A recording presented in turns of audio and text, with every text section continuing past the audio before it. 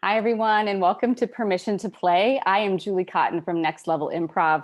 I'm super excited to be here and be sharing principles of improv. This session today is called Permission to Play. How do we access joyful adaptability in shaky times?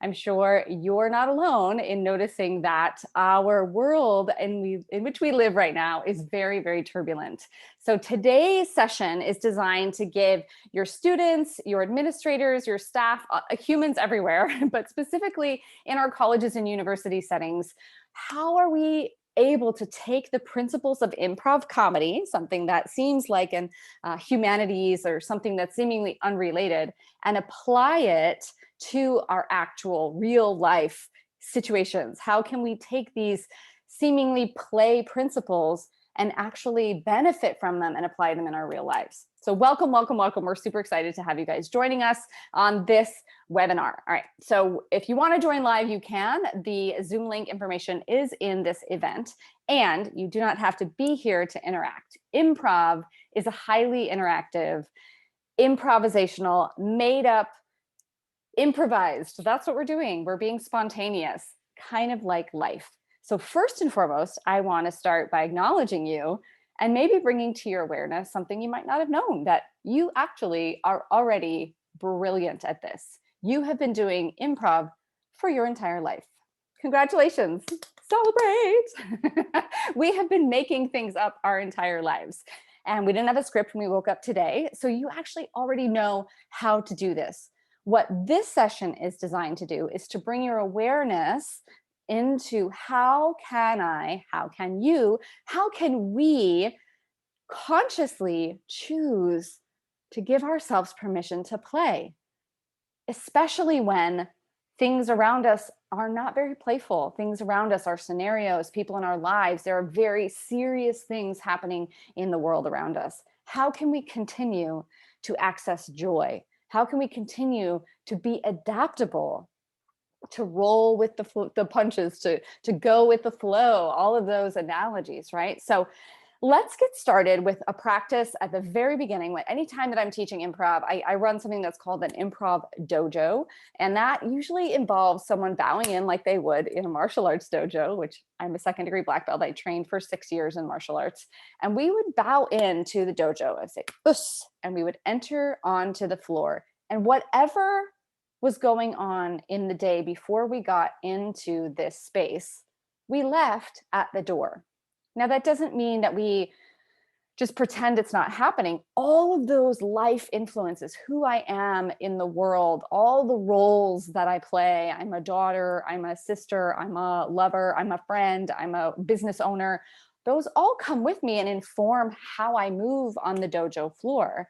But I'm not bringing my mood, my hangups, judgments, all of that stuff. I'm just kind of leaving at the dojo door. And I invite you to do the same. Whatever your dojo is, right? Whatever stage you're entering onto, take a moment and get present and choose to enter the scene.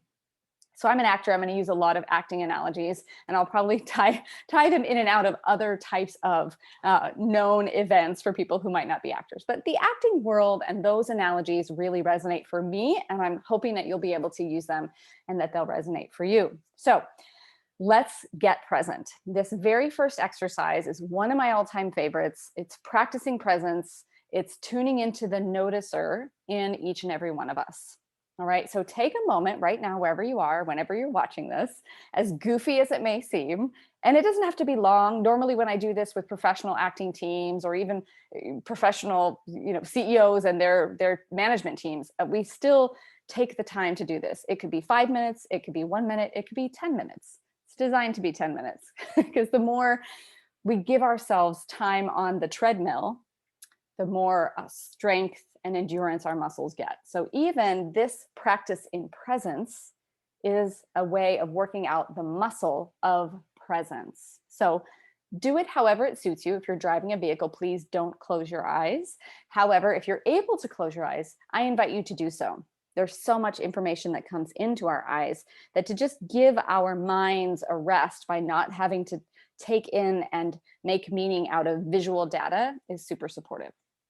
So whether your eyes are open or closed, it actually doesn't matter, because once we get up and on our feet as improvisers, as actors, our eyes are wide open and we're maintaining this state of presence, even though our eyes are open and we're interacting on a stage with an audience. Sometimes if we're in like dinner theater and there's people clanging plates and things, you never know what you're going to get. So practice whatever way serves you in your now moment. Whether your eyes are open or closed, bring your awareness to your breath. Just notice that you're breathing. Do you breathe in through your nose or your mouth? Where in your body does the breath travel? Does it come all the way down into the backs of your ribs? Or is it pretty shallow up in your chest area maybe? Maybe it's just here in your neck. And the trick here is not to fix anything. There's no right way to breathe. You're simply noticing that you're breathing. You're noticing that your breath is arising. There's inhalation happening, inhaling and exhaling. And you're not trying to inhale for any length of time or exhale for any length of time. You are simply practicing being the noticer, the one who notices the breath. Now bring your awareness to your heartbeat. Can you feel your heartbeat? Where does it occur for you? Do you feel it in your, maybe behind your ears or in your chest? Do you feel it in the palms of your hands, behind your knees, in your belly, your abdomen? There's no right way to feel your heartbeat. And if you can't feel your heartbeat, notice that. You're just practicing noticing. And the you that is noticing, whether it's your breath or your heartbeat or your bottom in the chair that you're in or your feet on the ground that you're standing on if you're standing, whoever is noticing, the you that is noticing, is not what it notices. And this is going to be crucial for us as we step through some different exercises and principles in improv, because we have a body, we have these abilities to sense or hear. We have sounds in our backgrounds, or if your eyes are open and you're seeing things in your world, you can notice that you're seeing, you can notice that you're hearing, but you're not what you hear. I'm not the sounds, the cars going by in the street. I'm not the color of the wallpaper. I'm none of those things. I am the noticer of those things. Okay. So now bring your awareness to your thoughts. Notice that thoughts are arising. You're hearing the words I'm saying, you're making meaning out of them. You might be doing the tasks that I'm asking you to do. You might be thinking, what is this lady getting at? How long is this exercise going to go for? Whatever your thoughts are about. Maybe you're like, oh, I get this. I can see, okay, cool. This might be helpful. So maybe you're analyzing or making meaning that synthesizes for you. Just notice that you're thinking. Notice that thoughts are arising. We have thousands and thousands of thoughts per second, and we focus on any 1 or 10, or we might get down a rabbit hole and go down a whole bunch. Just notice that if you get into like thinking about your to-do list or what homework assignments you have left to do or papers you need to grade, whatever's going on for you, just notice that. You don't have to fix it. You don't have to bring it back to paying attention to any specific thoughts. Simply notice that thinking is arising. And again, the you that is noticing is not what it notices. So you are not your thoughts. You're what notices that thoughts are arising. And this will become super helpful again when we go into our scenes of our lives, whether we're playing in an improv dojo or whether we're out walking about the campus or in our home lives with our loved ones. We play these many roles, and yet we're not necessarily any of the thoughts that those aspects of us thinks. We are the one that notices whatever thoughts arise in each scene. And now I would usually fall silent, give you and me a moment to notice what we notice in the space of silence.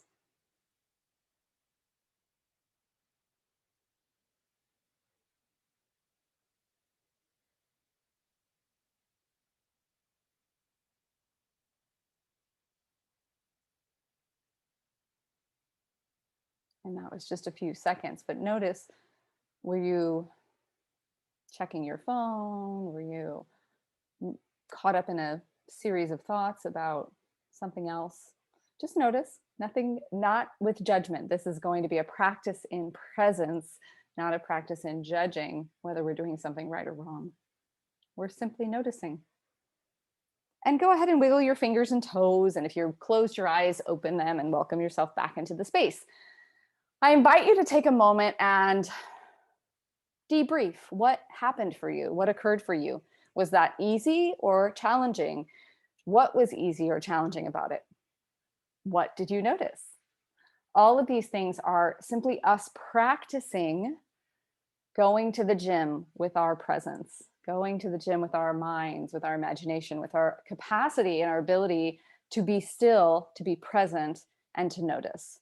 All of which will help us immensely as we step into this kind of improv dojo, into the space of play, giving yourself permission just to be silent, just to be still, just to notice for a few minutes can be huge, especially amidst the busyness of all of our homework assignments and having to adapt. And some of our classes are virtually, and some of our projects are, we're having to actually go into physical spaces and meet with people, and we're trying to adapt and all of these things. Can I bring myself into a space where I'm simply noticing that I feel really pulled in a whole bunch of directions, that I feel frenetic, that I feel overwhelmed? Just notice that. Just in the act of noticing that, I have the capacity to shift, to allow a new aspect of my character to emerge. All right. So bravo, congratulations. That was one of the very first principles that I like to use in improv. Is improv for me is truly a practice in presence. It's a practice in authorship. It's a practice in play. And if you think back to the times when we first learned how to play, we actually didn't learn it. We just knew how to do it. We would just play as children. We were in our innocence and we were in a discovery mode. We were curious and we were ever present in the moment. And as adults, as we grow into our adult lives, we've learned to operate in a system of the world that is much faster paced, that is asking constantly to take our attention somewhere else, to distract us with this, to capture our attention over here through media or what have you. And we've learned to be so fast. Like, okay, if something doesn't capture our attention within like the first couple of seconds, we've already moved on to something else. Our brains are actually super, super fast. So to take a moment and give yourself permission to slow down is a gift to open the door to play. So now let's play. And we'll talk about one of the primary improv principles. You may have heard it before. It is very common. It's hitting the corporate world. A lot of people are really, it's a buzzword, yes and. How do we say yes and? This is so huge for our world right now.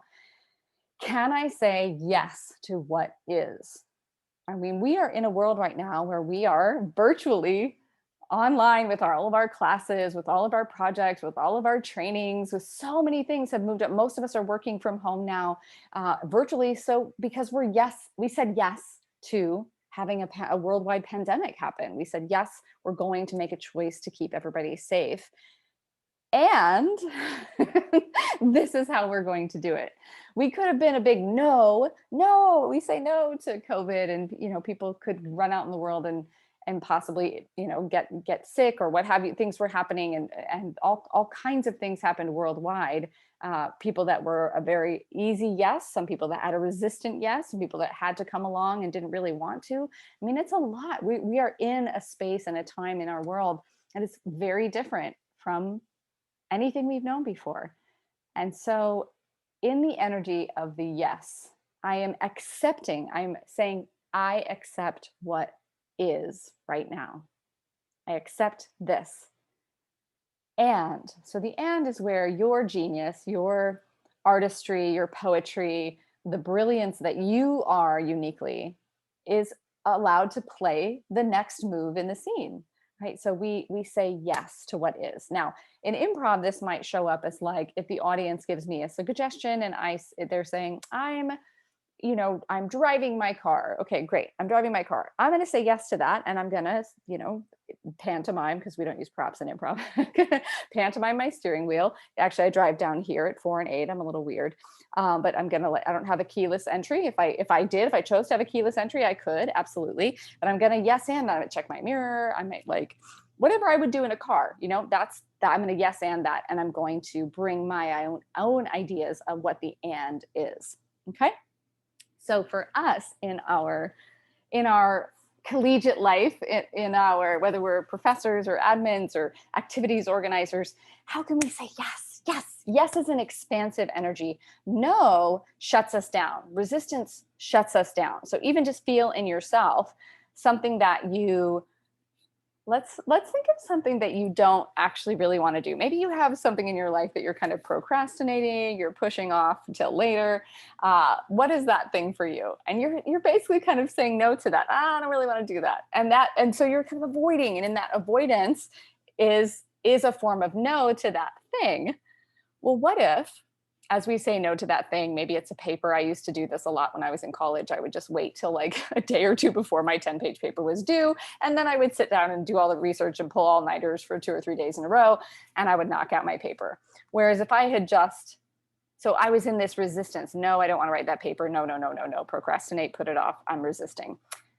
Once I would say yes to the resistance, to the avoidance, I was like, oh, that's okay. That's just how I roll.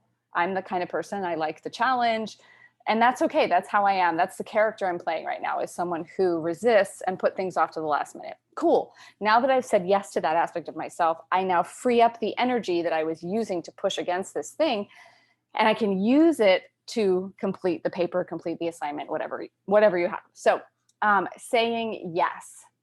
And yes doesn't mean that I agree with you. Yes doesn't mean that I have to do whatever you say. We're not becoming yes men and women, you know, or that's not what we're doing. We're becoming an accepting of your belief system. And I accept the way that you have it. I accept the way that it is. I accept that is true for you, that is so for you. And if we're playing in a character together and you have me a certain way, I accept that that's the way that you have me. So I might not be making sense there, but let's say, well, I'm a huge Winnie the Pooh fan. And I have a brother who has a character very different from mine. I would classify myself in the more Tigger type character in Winnie the Pooh in the 100-Acre Wood. And my brother would be a lot more like Eeyore. So my brother would probably get overwhelmed with me being Tigger-like, and he often does. And Tigger, I kind of get bored with my brother's energy that's kind of low energy and a little more, oh, well, thanks for noticing me, right? So we can coexist in the 100-Acre Wood, and we might not always be up to the same things. So I can accept what is so, and I don't necessarily have to partake in it. So that's a huge thing right now in the world, as we allow other people to have the opinions that they have, to have the worldview that they have, to have the perspectives that they have. It doesn't cost me anything to let you believe what you believe. And then we can coexist together in harmony. So the next improv, that's yes and, all right? So you can play around with, what do you say no to in your life? Where are you a no? No, but I think we should do it this way. I want to do it my way. Like that kind of shuts people down. It shuts you down. And there's not a lot of flow or ease or energy movement that comes through a no. A yes is much more like, oh yeah, I'd love to go to the beach, and I'm going to finish my work project first. Or maybe it's, yes, I'd love to go to the beach, and I can bring my laptop and work from the beach, and then I can spend time with my family and work. So there are ways to arrive at yes and see how you might creatively apply that principle, where I'm accepting the given circumstances of the scene, the scenario, this life moment. I'm in resistance to writing my paper. Yes, yes. And now that I allow that to be so for me, I can choose what my next moment will be. All right, so that's a little bit about yes and. Now let's move forward into this energy, a principle in improv that allows us to play even more with our co-characters, our cast of characters with the other people in our lives. That can be the people in our home life, our school life, our work life, wherever you find yourself interacting with other characters in this amazing movie of humanity in which you are the leading player. These are your supporting characters, right? So you want to learn how to play well with them. How do I adapt when I have a yes and come from? I'm practicing being fully present and in the moment, and my other characters might not. So the next principle is, how do I make my scene partners look amazing? How do I make my scene partners look amazing? Another way of saying this is, I got your back. One of the ways that professional improvisers can step out onto the stage in front of a live audience and trust that they will be okay as they make believe and make stuff up entirely on the fly right there in front of live audiences is because we have an agreement backstage. We have an agreement as a troupe of actors that we have got each other's back, that we will make each other look amazing. That is our vow to each other. And so, how do I do that? How do you do that? How does one do that? Well, let's explore that. Maybe you have ideas already. You can jot a couple down if you've got a journal or a notepad that you're using, and just write down, like, what are ways that I could make the scene partners in my life look amazing? Who are some of the scene partners in your life?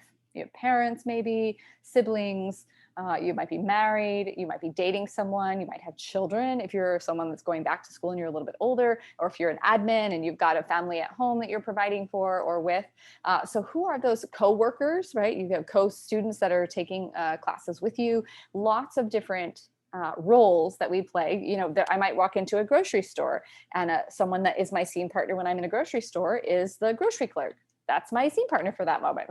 So how can I make them look amazing? If I go back, remember when we went to restaurants? Remember back then when I go to a restaurant and my server comes up, that is my scene partner in that moment. How can I make them look amazing? It's a wonderful come from if you're willing to always kind of have this in the back of your mind. One of the ways I like to make my various scene partners look amazing is by caring about them. I care about you. You're my scene partner in this moment. As you watch this webinar, you're getting a chance to experience me, and I am being with you in such a way that you hopefully walk away with some really cool ways to play more in your life and to be more adaptable. So how do I make you look amazing? I need to care about you first and foremost, and then I need to care about the things that you care about. One of the things I like to do, I love to do musical improv, and I even like to try my hand at beatboxing or rapping, right? So I'm not necessarily very good at it, but I have a lot of fun doing it. So someone that's playing in a scene with me might, like, I call it like putting up the volleyball. Those are my volleyball players, right? You're going to put it up so that your partner can spike it in. All right. So they're volleying it up to me by saying, "Hey, Julie, you know, that thing that you just talked about, why don't you rap it?" And then I'd be like, "Okay." And then I just go into my little beatbox thing, you know, and have a little fun. I'm gonna rap a little bit about this biddy. Oh, hey, here we are in the city. You know, it doesn't matter. It doesn't have to be perfect. Improv is not supposed to be perfect. Done is better than perfect. And as long as I'm having fun in the doing, it's even better. And then the audience gets to enjoy it as well. So how do you make your scene partner look amazing? Let's say you're my scene partner and you're someone who's terrified of speaking in public. Well, first of all, if you've been in the dojo with me in improv, you would be way over that by now.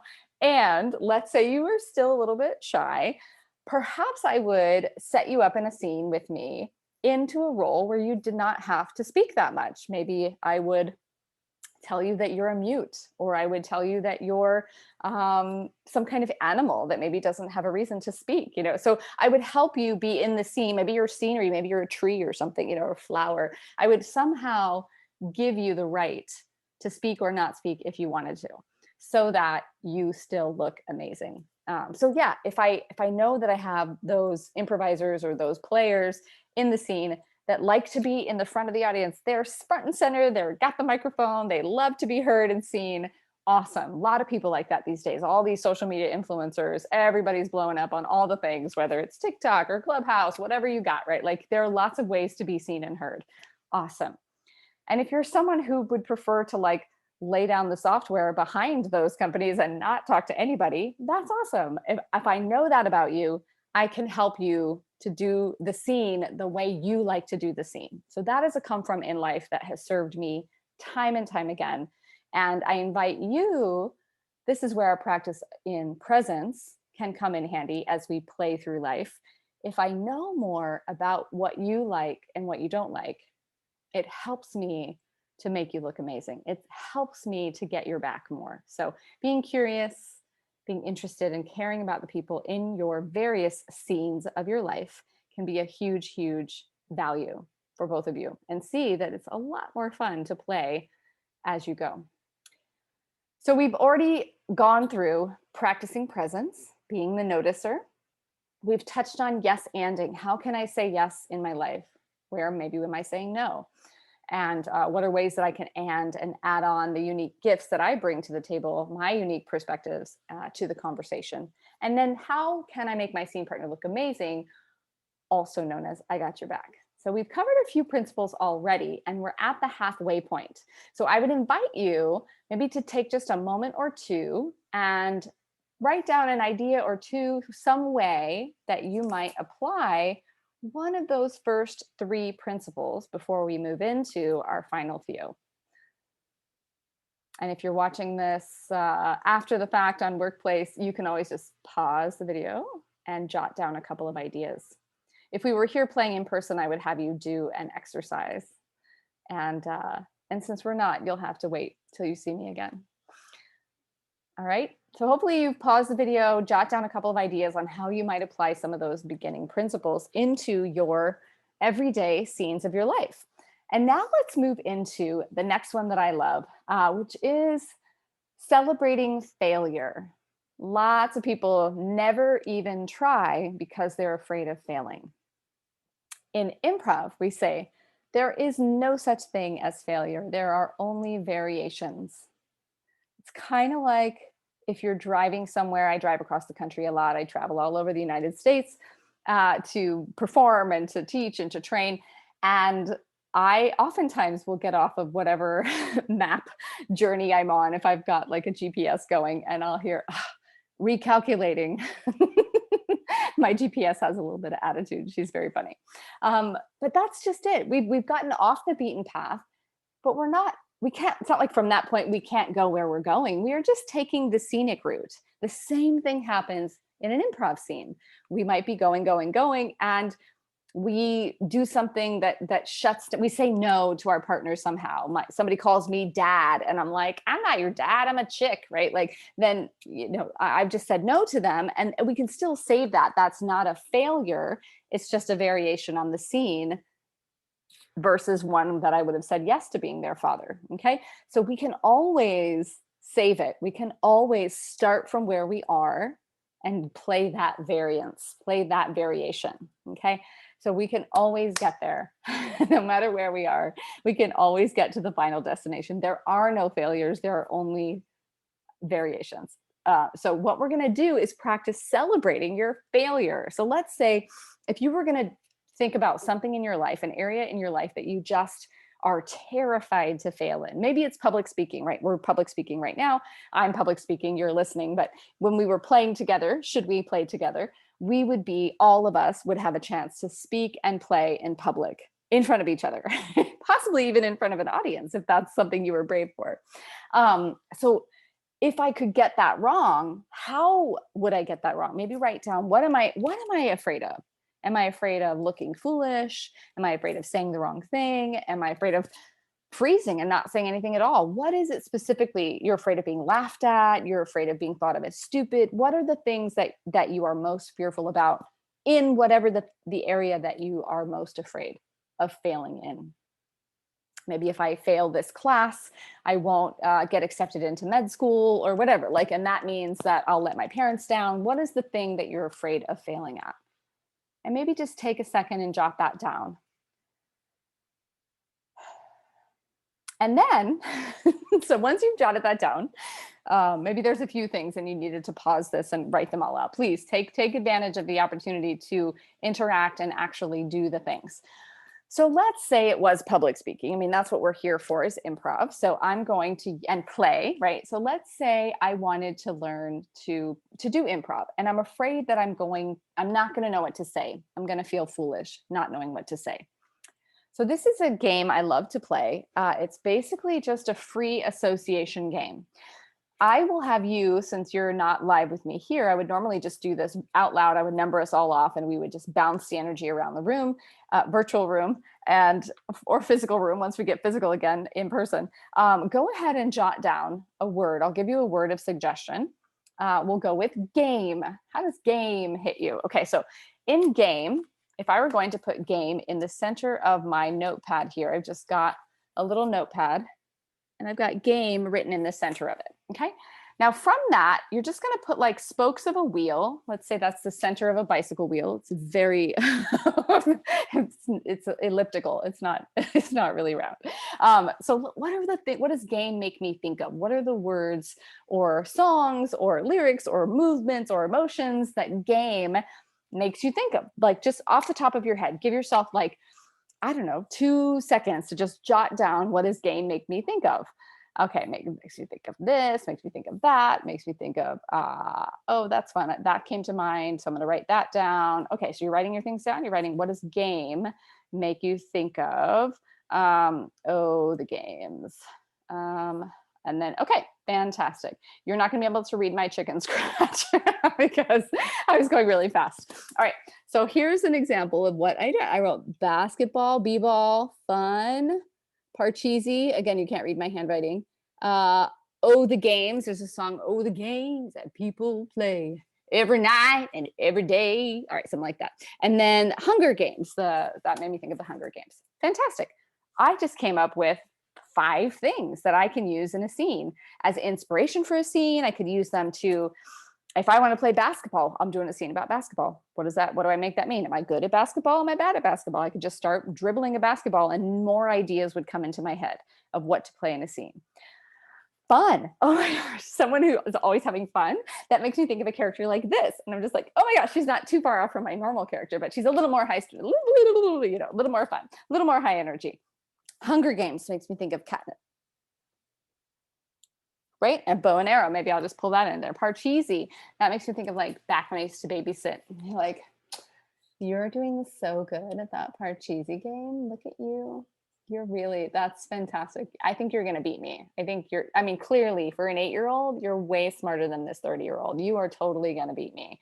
And I could just drop into a character and into a scene. Oh, the games that people play makes me think about wanting to be like a blues singer. So I could play someone that wants to go out on auditions, and I could either be, so one of the things I love about improv is we actually, we say it's a race to the bottom. And this is something that goes right in line with celebrating failures. If we can lose the scene in improv, we actually win the hearts of the audience, because the audience is going to identify with, is going to feel into or feel sorry for the underdog. So if I can play any of these ideas that I just came up with, notice that I said I'm either someone who's really good at it or someone who's really bad at it, right? Those different extremes. It's fun to lose and be the low man on the totem pole in an improv scene.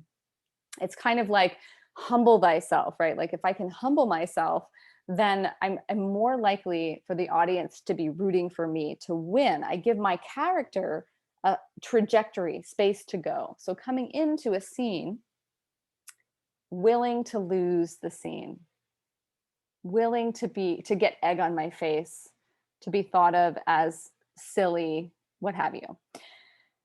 Okay, Julie, great. All of that's fine and fun for an improv game, but I'm not in an improv game. I'm in my life. Why would I play to lose my life?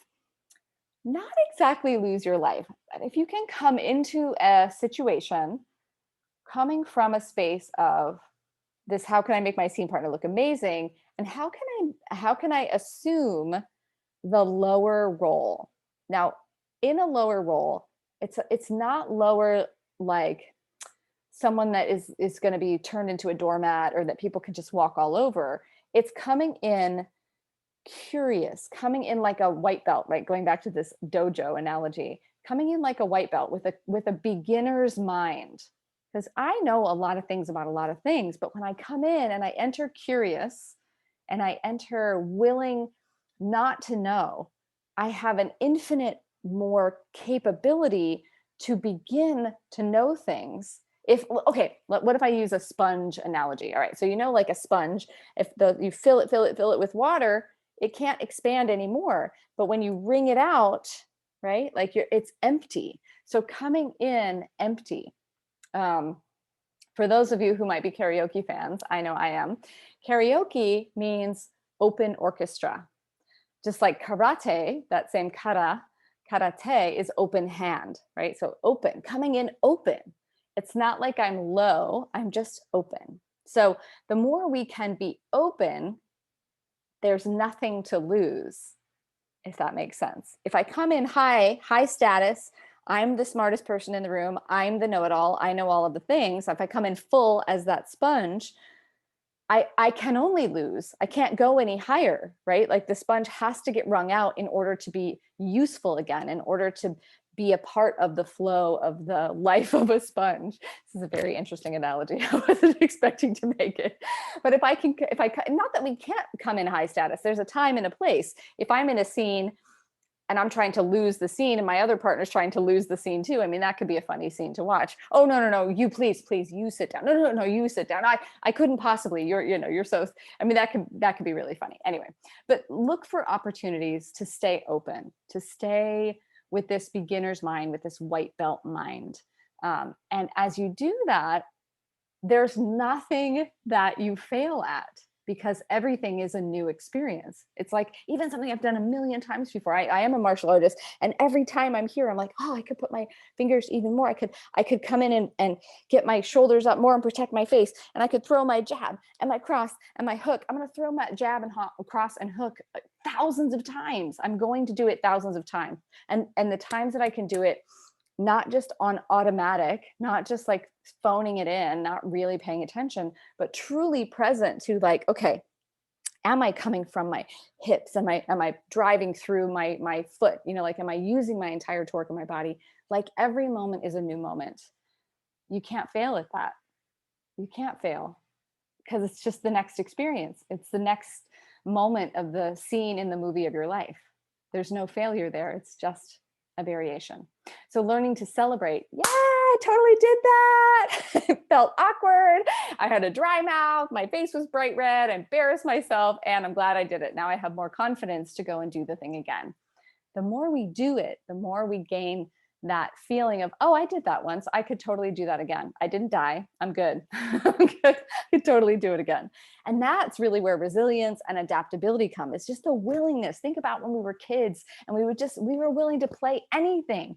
We would just jump out and jump in, and we didn't know how to be a pirate. I've never seen it. I was in Arizona, from Arizona. There's no pirates in Arizona. It's dry desert. Like it's the middle of the Rockies, so we didn't know how as kids, and yet we did it. We just did it. We'd figured it out, and miraculously we created worlds. So really, this permission to play piece, this like, how can we return to our innocence, the openness of a child, of our willingness to play pretend and make believe and not have the huge stakes that we put on ourselves. So can you celebrate failures?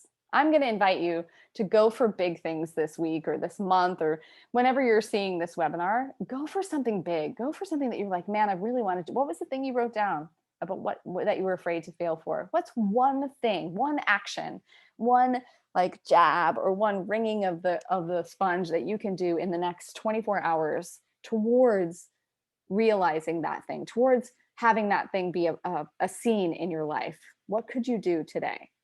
What white belt move could you make to move you towards the black belt of that dream or that thing that you're afraid of? All right. And celebrate. I did it. I did the thing. For me, one of the things that are super like angsty about, I'm like tech stuff. Woo, really? Like me and tech, I had a story in my brain about not being great at tech. And now I teach other people how to get online with their workshops and stuff. Because what if I'm wrong about the story? What if I'm wrong about the way that I have it? Would I be willing to be open? Would I be willing to wring myself out of that story that I can't do that? And I did. And here I am, zooming with y'all in workplace. place. All right, fantastic. So that is another improv principle, is celebrating failure. The next one kind of harkens back to our how do I make my scene partner look amazing? And it has to do with this idea of bringing a brick. Okay. So when we make stuff up live in front of audiences, sometimes there's a pressure, especially for improv comedians, there's a pressure to be funny. And I just want to alleviate that right now. You don't have to be funny. Life is funny. We just be authentic. We just be who we be. We be who we are. And funny will naturally occur. It'll naturally happen. So let yourself off the hook that you have to be funny, that you have to be anyway. You're just going to be you. Okay. And when we come into the scene thinking we need to have the whole plot line figured out, we do not. You do not need to have it all figured out. We don't know what tomorrow's going to hold. Look at the scene partner we've had for 2020, right? We had no idea a pandemic was coming. We were totally like, our lives were going somewhere totally different. And now this is the scene that we're playing out. So when we come in thinking we know how it's supposed to be, we close off possibility. And we want to open that. We want to open possibility. So one of the ways we do that is we just bring one idea. We call it, I studied at IO Chicago, and some of my teachers were Sharna Halpern and Tara DeFrancisco, and they would say, bring a brick, not a cathedral, right? I don't have the whole plan, the architecture of the entire cathedral and how it's supposed to go. I just have this one little thing that I want to play with, this one brick, right? Like when we did the mind map, right? I didn't write the whole scenario out. I didn't write the whole script. I just put basketball. All I have to do is this, maybe I do this. I'm just playing basketball, right? Like, I don't know what's going to come of this. I'm just doing a thing, just bringing a brick. And then my scene partner, let's say you're my scene partner, you're going to bring your brick. Maybe you take the basketball from me, and I'll be like, what? And I have whatever response or reaction to you taking my basketball. And now we're off on a scene. But we didn't plan the scene. We literally just let it unfold moment by moment by moment. And this is going back to that practice in presence that we started with, right? So it's like, okay, how can I be completely present to what is going on for you? So I'm looking at I'm taking you in, like, I don't have to stare you down like like a stalker. No, I'm just going to be aware of what are you doing in space? What's your body doing? What gifts are you giving me energetically, emotionally? I'm going to be kind of reading you like a story. Because did you know, gang, I'm going to let you know the little secret. Hang on, I'm going to come in here and whisper it in. We are all storytellers. That's right. We are storytellers. We have been making stuff up our whole lives. We make things up. And we're communicating constantly through our bodies, our voices, and the energy that we emit. So I oftentimes will have people say like, I'm not really a good improviser. I couldn't really act, whatever. And I'm like, okay, that's fine. Let's just practice a little bit. We'll just be white belts. Okay. So let's all tell the story. You'll do this too. Let's tell the story of I'm bored. We usually have pretty easy access to this. So I'm going to count us down in 3, 2, 1. I'm bored.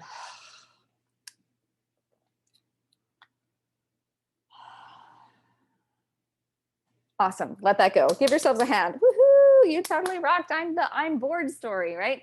I didn't say anything. I completely just embodied what I interpret bored to look like. And you probably did something that was uniquely you. Maybe you grabbed your phone too. It's a thing that we do. It's a tool we have right now. So what about, let's tell a different story. Okay, let's tell a story of I'm shy. Don't worry, nobody's watching. 3, 2, 1, I'm shy.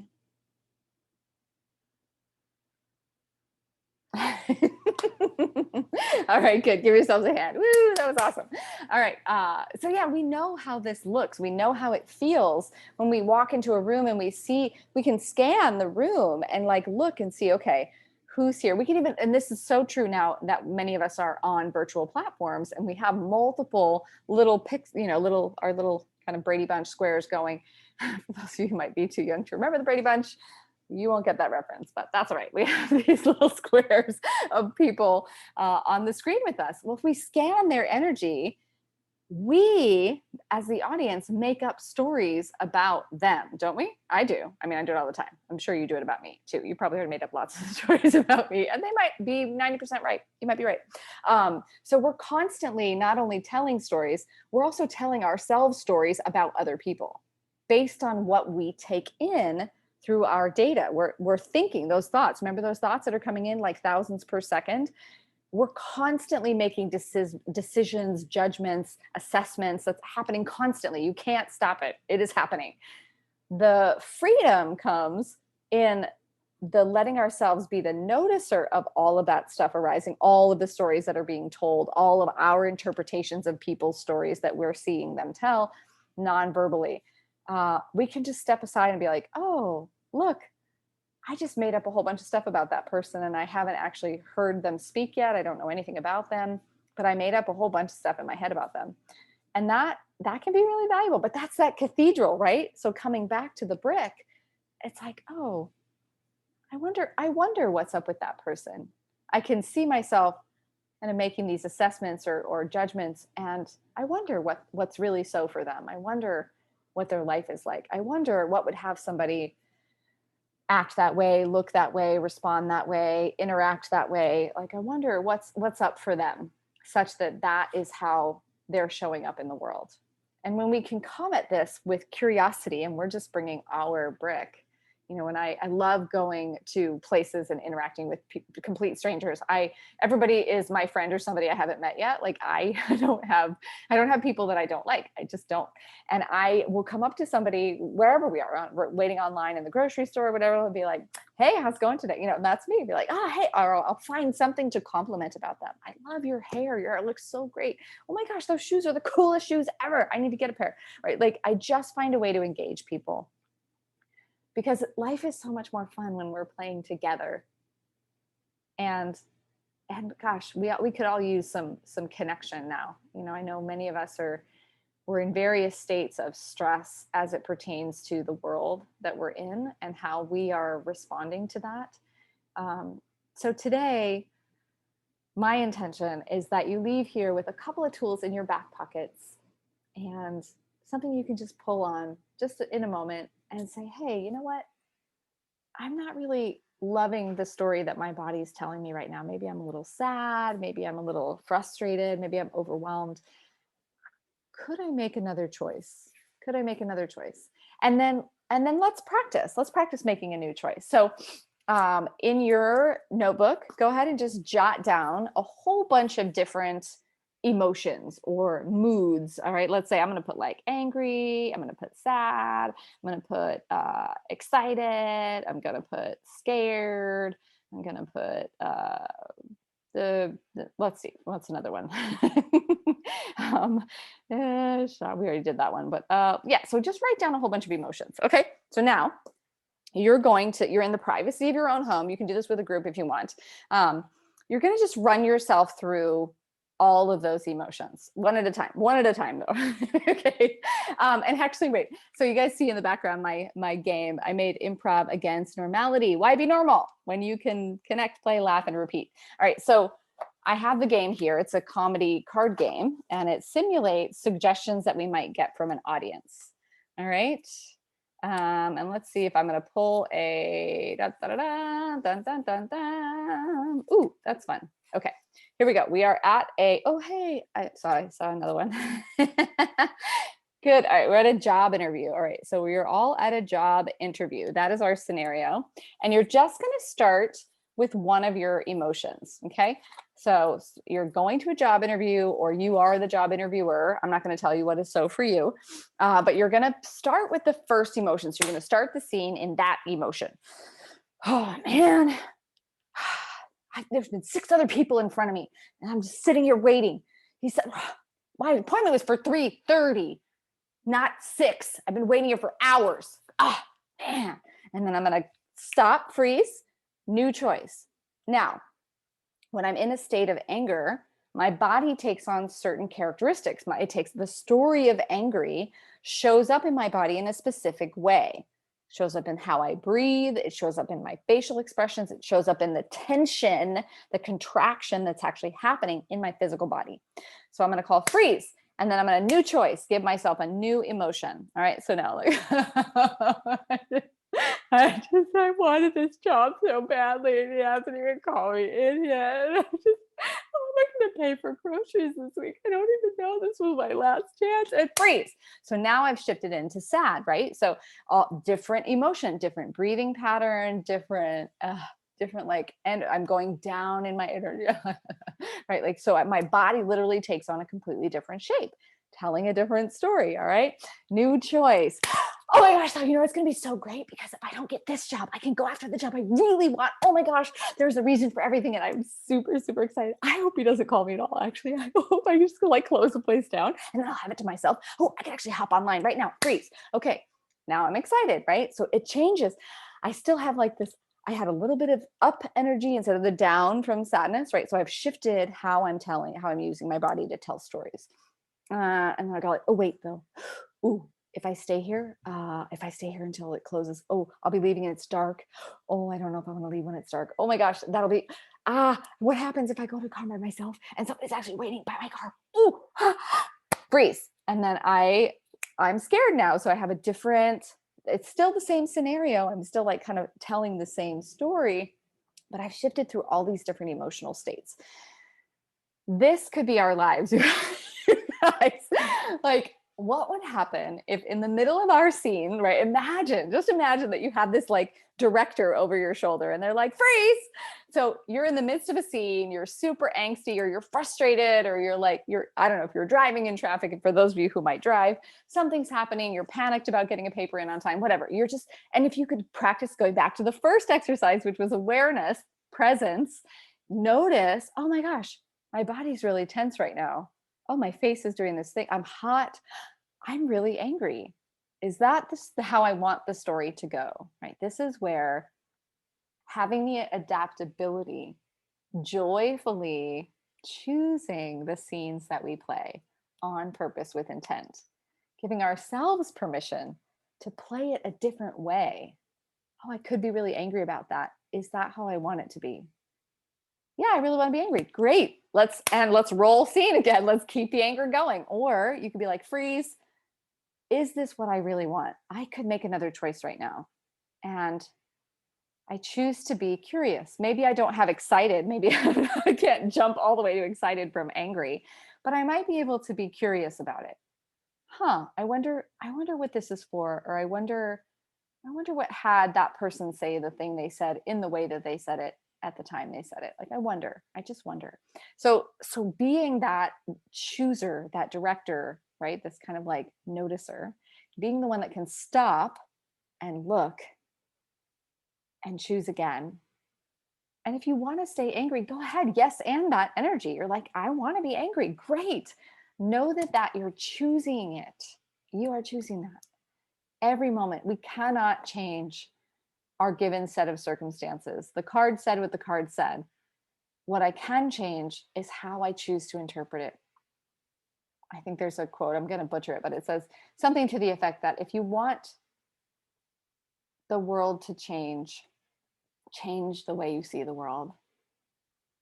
And it will change. It does. And it's practicing though, right? It's taking that, choosing that presence, that yes-anding, that I choose to make my scene partner look amazing. I choose to celebrate that, whatever that thing is that I might have just failed at. I'm choosing to see that as a part of the storyline, as a perfect part that couldn't have been any different than it is. I needed that tension, like they say, like a diamond becomes a diamond because of the extreme pressure that it's put under, and it creates something beautiful. Well, that's us. I mean, we are always under pressure of some kind or another, depending on which scene of our life we're in. Some scenes are really, really high, really great. Some scenes are really, really low. And some scenes are really just kind of meh, meh. And what we have control over is who we are, who we be in the scene at any given moment. I can be sick and hopeful and have a different outcome to the scene than if I'm sick and hopeless. So it was been great to play with you all today. Thank you so much for joining me here at the APCA community. Permission to play. You can access joyful adaptability even in shaky times. And that in most times, that is when it is most needed, because the energy of joy is an elevating energy, right? It's that coming underneath and uplifting ourselves and those around us. Thanks so much for playing. I'm Julie with Next Level Improv. The game you see behind me is Improv Against Normality. That is available to come to your college or university. You guys can bring me in and do ed sessions and do actually interactive play sessions. I can do them virtually or I can do them in person. We also have a game show, so join us later. When am I doing that? Oh, we have open mic night. So for those of you who already know that you rock out at something, like remember when I said, how do you make your scene partner look amazing? By knowing what they're great at. Some of you are already great. Most of you are already great at something. We are all great at something. So bring what the thing is that you're great at and come share it with us. An open mic night typically looks like you come on board, you let us know. So say you're going to the event. Once I know you're going to the event, I'll send you a StreamYard link that we will broadcast tomorrow closer to our playtime. We'll be playing from 7 to 9 p.m. Eastern Standard Time. And we'll give everybody, I'm going to open it up to my team. I've got a bunch of folks that work with me at Next Level Improv. So we'll bring some professional performers, both improvisers, stand-up comedians, musicians. We might have some beat poetry. I might be able to find a hula hooper. I don't know, like I'll see who in my team is available to come out and play open mic night with us. And then you, of course, whoever you are, come on in and join us. And we'll give you a 5-minute set, maybe 10. We'll see how many people come. We might circle through a few times. If you just want to sing a song, read a poem, whatever you got, just come and play with us. And that's an interactive event that we have available as well. And then Sunday night at 9 p.m., 9:30 p.m. Eastern Standard Time, we will be going live with our Imagine That game show and Q&A. So I'll double check the time on that. It could be 9, it could be 9:30 to get with my team. All right, it's so great to play with you all. And I'm looking forward for you to enjoy playing life even when times get shaky. It's been an honor, everyone. Ciao for now. Keep playing.